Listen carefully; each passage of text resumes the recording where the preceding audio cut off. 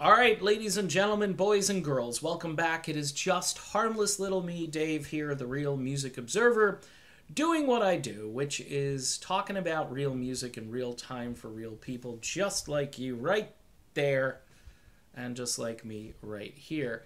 Yesterday I did a video about Steve Perry, and I hadn't talked about Steve in quite some time, and lo and behold, I get some information today that Steve Perry may or may not have recorded with the band Best Coast.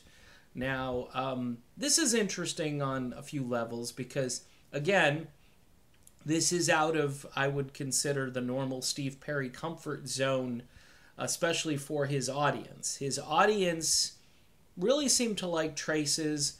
It was mellower. It was maybe more age appropriate for some of Steve's fan base. Let's just be honest.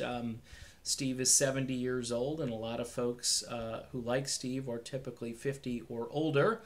And some of the music that Best Coast performs, I would say, there are alternative rock tendencies to Best Coast.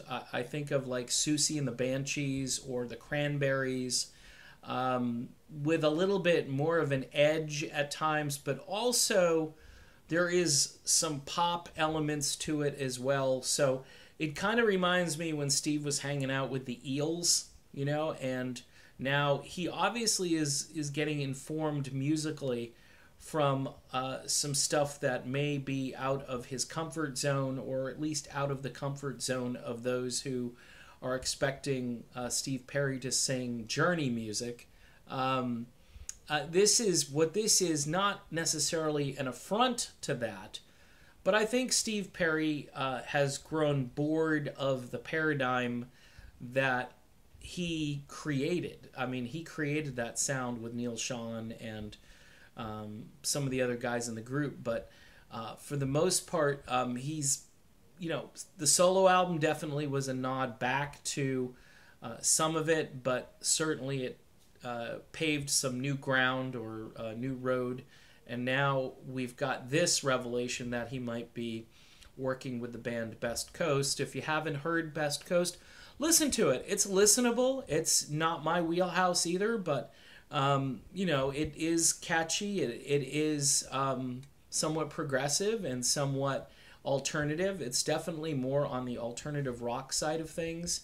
And in my mind, I know Steve Perry is probably bored, and he gets bored easily. And a band like this probably rekindles something in his spirit where he wants to work or even harmonize, just if he can put some vocals on some of what they're doing. But this is a real departure from the stuff that we're probably used to hearing from Steve Perry. So again, you could check out Best Coast. I guess they have a Twitter page. I'm sure they have a Facebook page. And some of their videos have been viewed over 1 million times.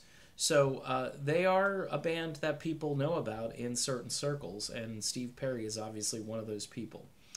Okay, done with this quick little nod to Steve Perry and Best Coast. I'll be back to talk about more stuff soon. See you then.